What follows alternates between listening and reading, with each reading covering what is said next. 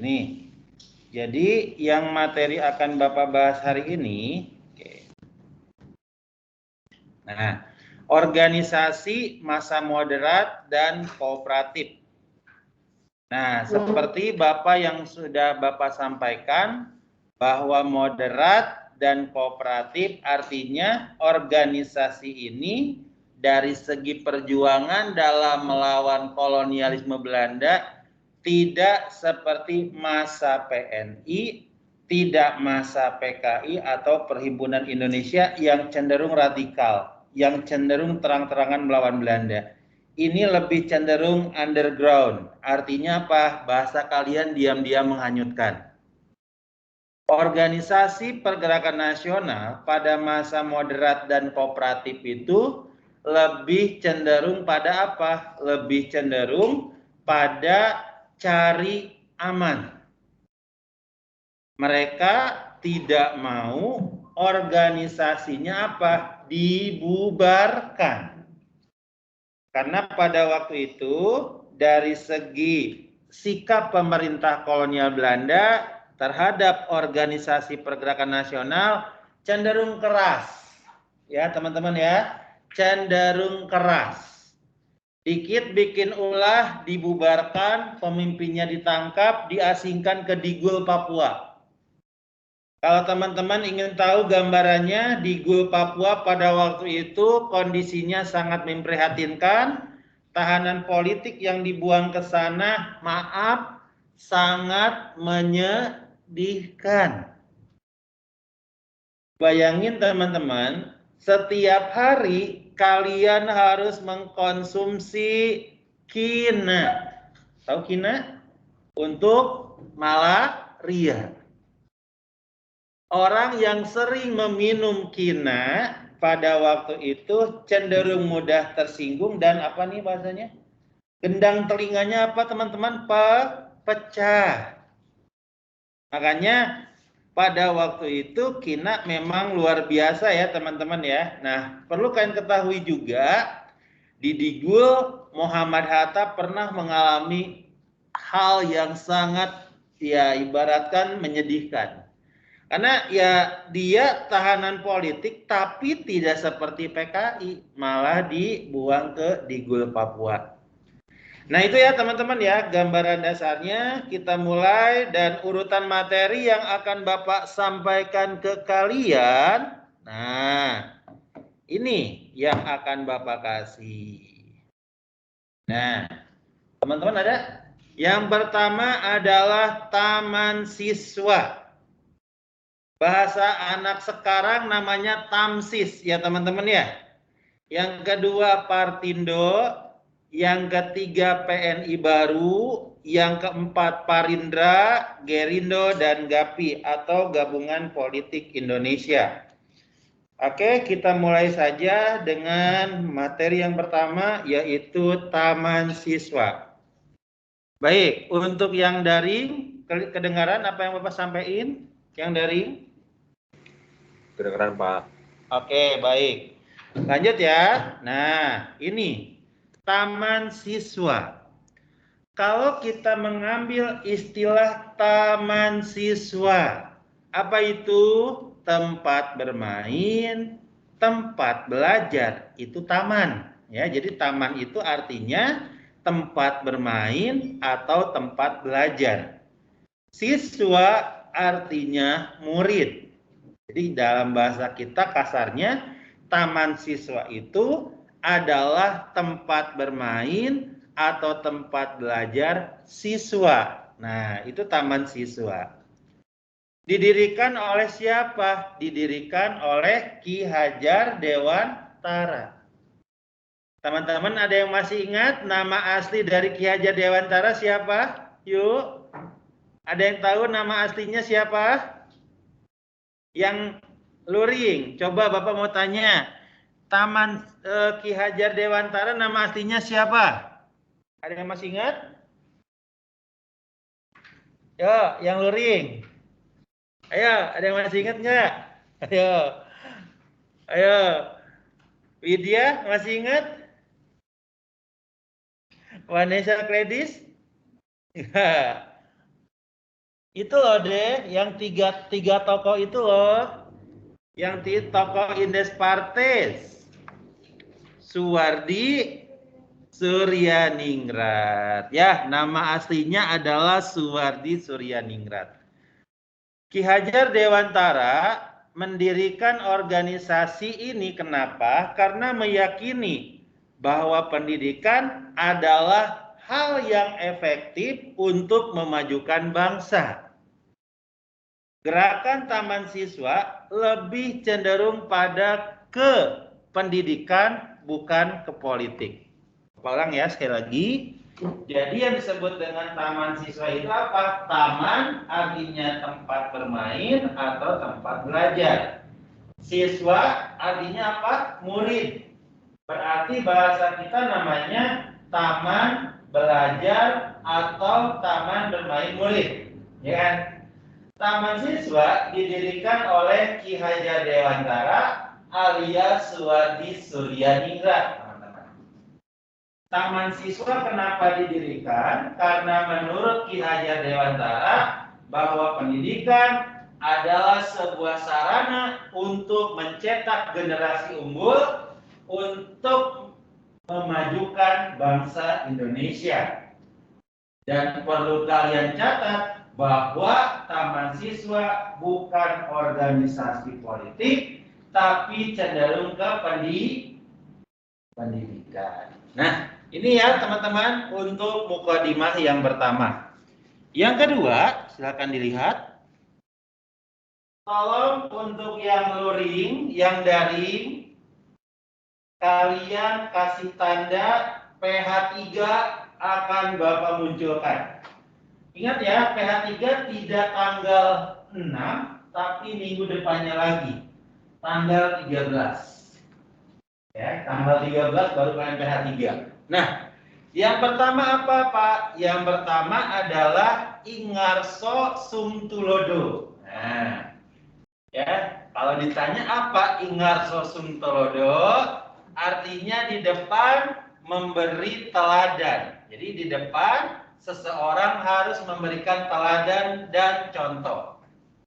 Artinya seorang guru tidak hanya mentransfer ilmu pengetahuan, tapi attitude, sikap guru dicontoh oleh siswanya. Ya, jadi ingat yang dimaksud dengan Ingarso Sumtulodo itu kasarnya guru tidak hanya memberikan ilmu kepada siswanya, tapi sikap dari guru akan ditiru oleh siswanya. Misalkan Bapak saingan misalkan di kelas kalian, ya, misalkan nih, ya, Bapak pakai anting ngajar di kelas kalian, ya kan, langsung pakai rambutnya mohak misalkan. Nah, ngajarnya kayak gitu. Tiba-tiba ditiru nggak pasti sama siswanya? Pasti. Pasti misalkan kalian diperiksa sama guru tatib, ya, piket sama tatib. Kenapa kalian pakai anting? Kenapa rambutnya mohak? Lah orang ada gurunya banyak pakai kayak gitu Pak. Nah, kan gitu. Nah, jadi seorang guru itu harus menjadi contoh bagi siswanya. Itu yang pertama. Yang kedua, in majo mangun karso. Artinya di tengah-tengah atau di antara seseorang harus bisa menciptakan prakarsa dan ide. Jadi harus menciptakan ide atau gagasan. Artinya guru harus bisa memberikan siswa sebuah pemahaman di mana untuk memancing ide kreativitas. Nah, bagaimana caranya? Jadi tidak hanya mendidik, tapi siswa seolah-olah memberikan stimulus kepada siswanya untuk apa? Untuk berkembang. Kemudian yang ketiga ada Tutwuri Handayani. Tutwuri Handayani itu di belakang seseorang pendidik harus bisa memberikan dorongan dan arahan. Artinya seorang guru harus mendorong siswanya untuk belajar tuntas. Dengan artian setiap pertemuan materi yang disampaikan harus tuntas, tidak setengah-setengah, agar pemahaman kalian terhadap materi yang disampaikan guru itu full. Ya, oke. Itu teman-teman ya, untuk konsep pengajaran dari taman siswa. Ingarso sungtulodo, di depan memberi teladan atau contoh. Ingarso inmadio mangun karso, di tengah-tengah bisa menciptakan prakarsa. Tutpuri handayani, diartikan sebagai di belakang seseorang harus bisa memberikan dorongan. Sampai sini dulu teman-teman MIPA 2 ya, yang luring. Apa yang Bapak sampaikan bisa kalian pahami? Ada yang mau minum dulu ya. Karena agak panjang ya. Kalau yang daring bagaimana? Jelas apa yang Bapak sampaikan? Jelas, Pak. Jelas, Pak. Oke, baik. Untuk yang luring, daring, silakan berikutnya. Rintangan taman siswa. Nah, teman-teman, taman siswa ketika didirikan itu tidak terlepas dari beberapa rintangan yang dihadapi. Salah satu rintangannya yaitu apa? Yaitu ada undang-undang sekolah liar.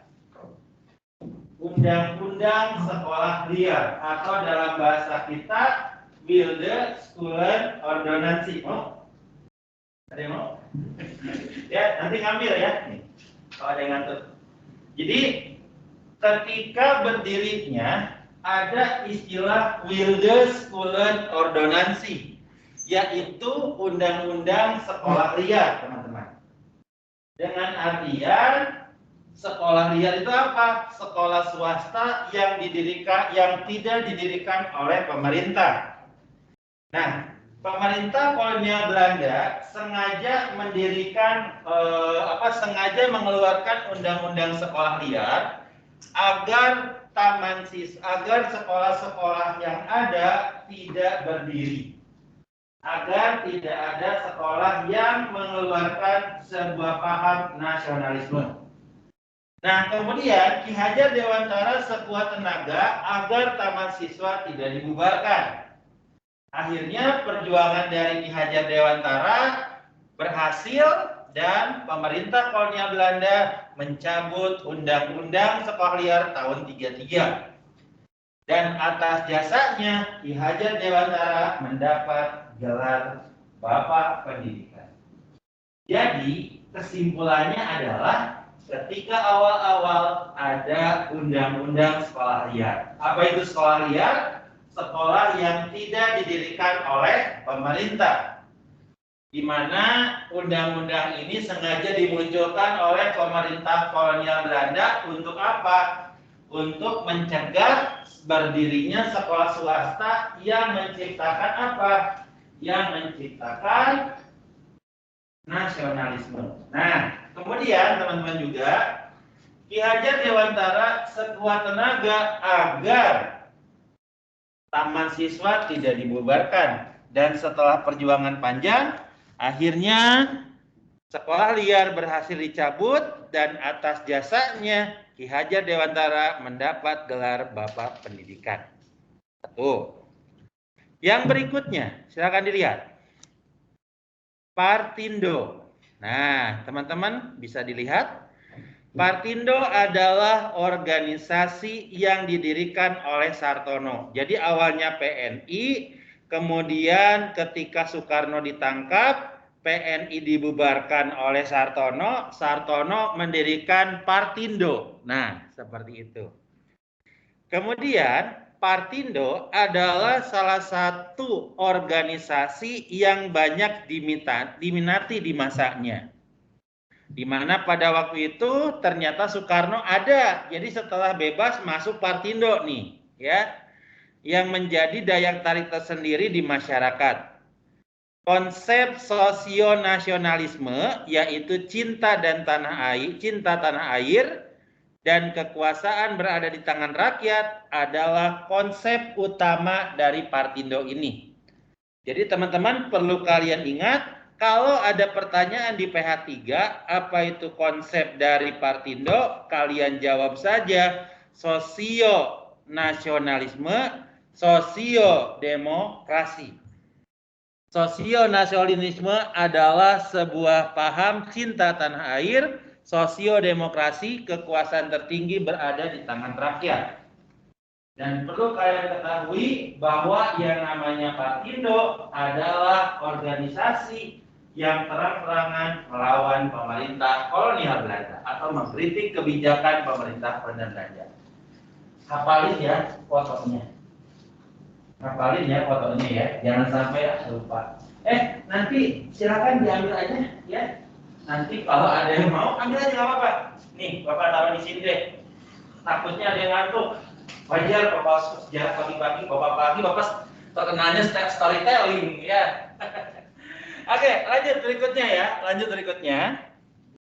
Nih, teman-teman, tokoh-tokohnya tolong dikasih tanda, ini akan keluar. Nah, teman-teman ya. Jadi tokoh dari Partindo itu adalah Soekarno, Sartono, Anwari, Adam Malik, Wikana, Suwiryo, Amir Syarifuddin, dan Yap Thiam Hien. Nah, ada yang tahu nggak tokoh di sebelah Soekarno siapa? Coba buat yang daring dulu, yang daring. Tokoh yang di sebelah Soekarno siapa yang daring? Nih. Ayo, yang tahu siapa? Ayo. Yang daring siapa? Ayo, yang daring. Ada yang tahu nggak? Tokoh di sebelah Soekarno siapa itu? Yuk, Alif dan yang lainnya silakan dianalisis. Itu tokohnya siapa tuh? Ayo, tokoh di sebelah Soekarno siapa itu? Ada yang tahu? Yang Nuri? Siapa? Bukan Amir Syarifuddin. Yang lain? Ada Malik? Bukan. Yang lain? Bukan. Tokoh dari Sarekat Islam. Sahabat baik dari Bung Karno loh. Dan beliau menguasai 7 bahasa. Hah? Siapa?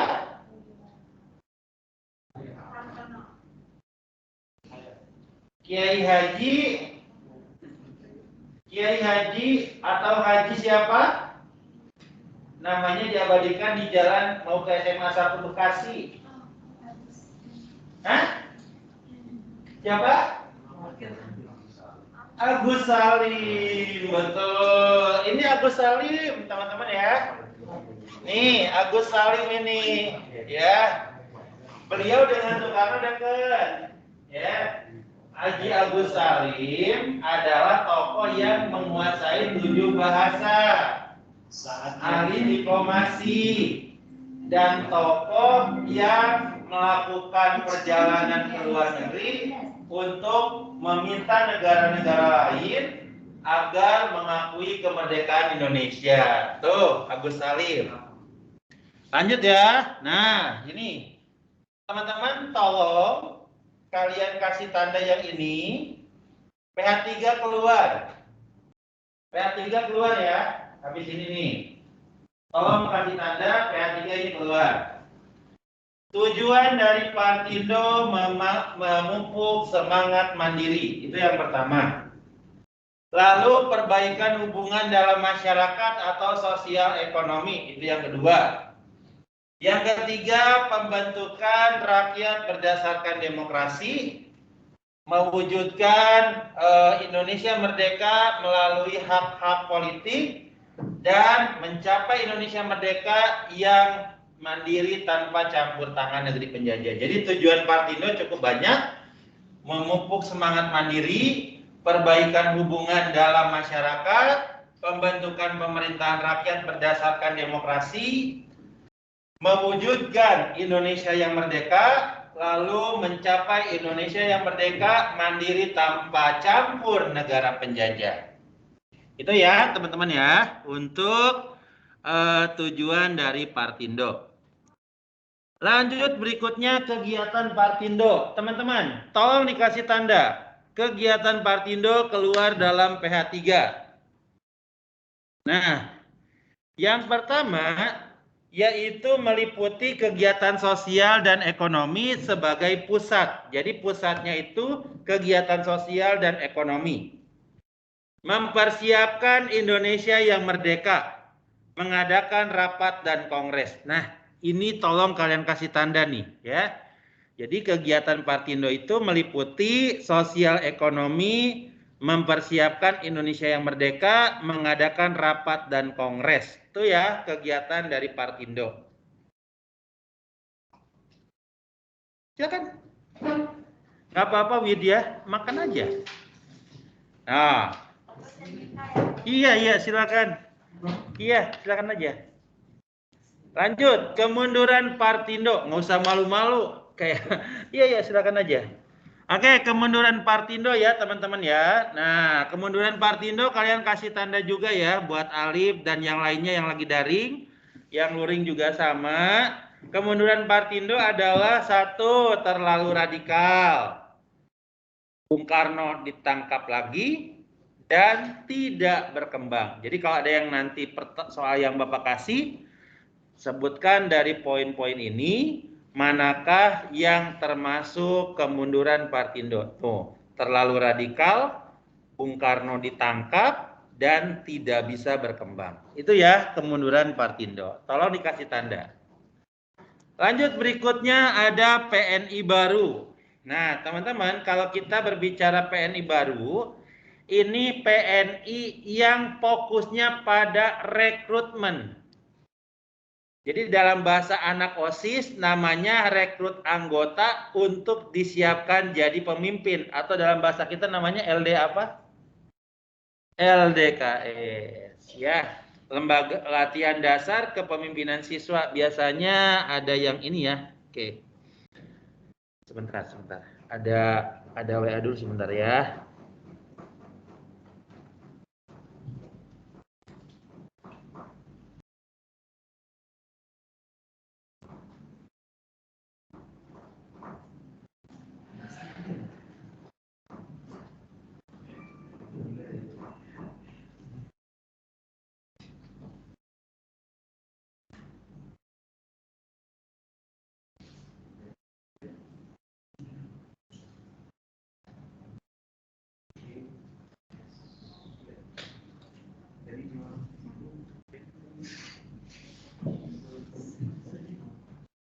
Oke, baik.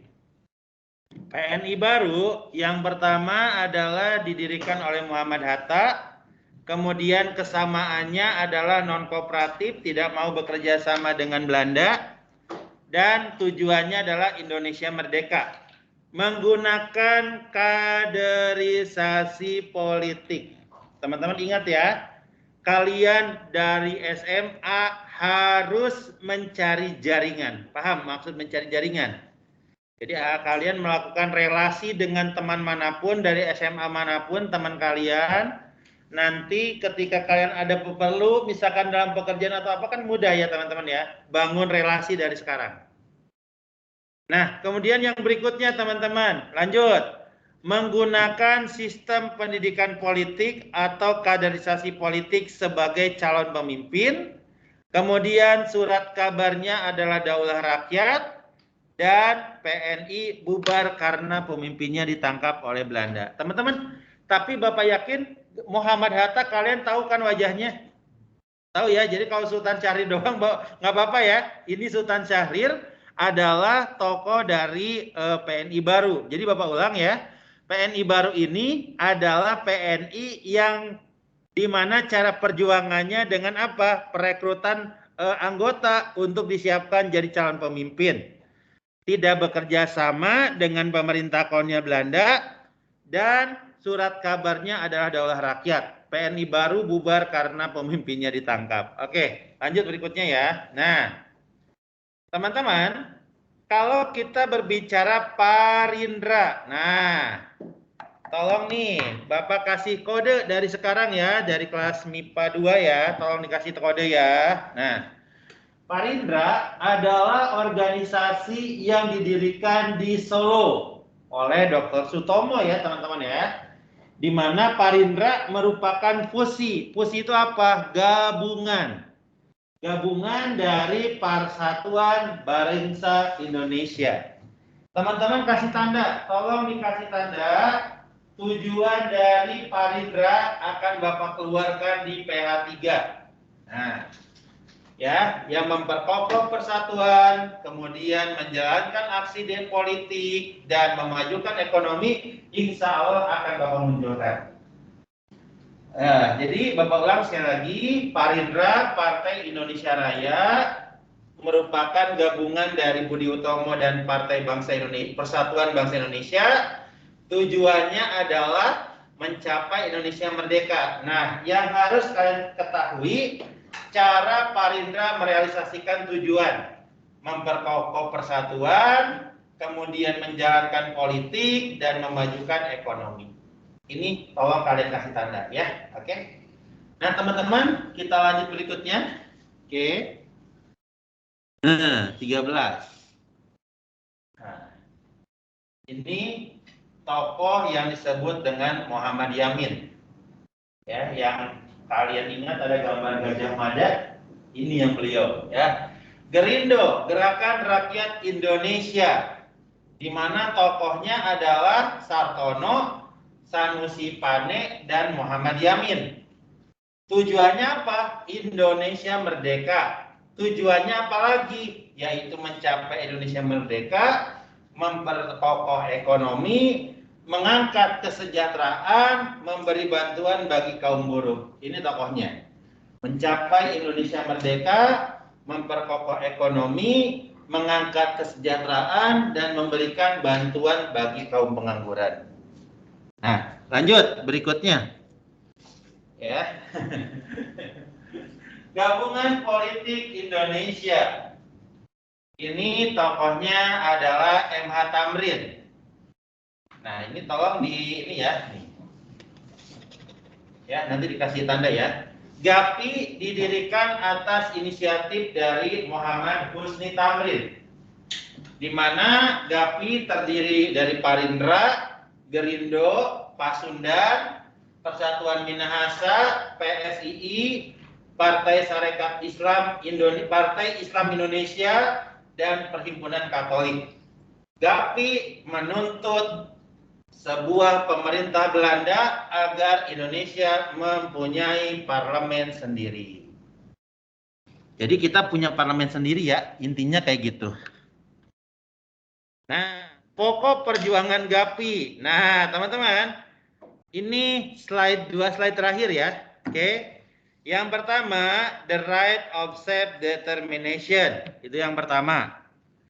Yang kedua, persatuan kebangsaan, pembentukan parlemen, membentuk solidaritas, dan pengangkatan orang Indonesia lebih banyak. Jadi intinya mewujudkan semangat berdikari, berdiri di atas kaki sendiri, kemudian persatuan kebangsaan, pembentukan parlemen oleh orang Indonesia, membentuk Indonesia Belanda untuk menghadapi kekuatan fasis. Fasis itu apa sih Pak? Fasis itu teman-teman mengagungkan negara sendiri, merendahkan negara lain. Itu namanya fasis. Mengagungkan negara sendiri, merendahkan negara lain. Lalu kemudian pengangkatan lebih banyak pada orang Indonesia. Ini pokok perjuangan GAPI, tolong nanti kalian pelajari. Nanti teman-teman kalau nggak sempat mempelajari, kalian bisa putar rekamannya karena rekamannya sudah ada. Ya. Nah, kita lanjutkan lagi teman-teman ya. Respon pemerintah kolonial. Selesai nih habis ini. Respon pemerintah kolonial yang pertama dibentuk Komisi Visman, di mana tokohnya F.H. Visman. Tujuannya adalah menyelidiki dan mempelajari perubahan ketatanegaraan. Kemudian hasil dari Komisi Visman, kebanyakan besar Indonesia ingin hidup dalam ikatan kerajaan Belanda. Jadi Komisi Visman melakukan penelitian bahwa rakyat Indonesia pengen dijajah oleh Belanda. Intinya kayak gitu. Dan GAPI menolak karena hanya rekayasa. Oke, selesai sudah materinya ya. Materinya sudah Bapak sampaikan secara full. Alhamdulillah ya, mungkin 17 menit lagi kita akan selesai KBM-nya. Teman-teman, silakan kalian relax dulu ya, barangkali ada tugas yang mau diselesaikan. Karena hari ini jam 10 pagi semua guru mapel harus setor nilai. Jam 10 pagi. Dan Bapak berharap untuk kelas ini sudah pada lengkap ya. Bapak sudah cek kelas ini sudah lengkap. Dan itu aja mungkin yang bisa Bapak sampaikan untuk teman-teman sebentar sebelum Bapak tutup. Nah, Bapak cross check dulu nih untuk kehadiran. Anak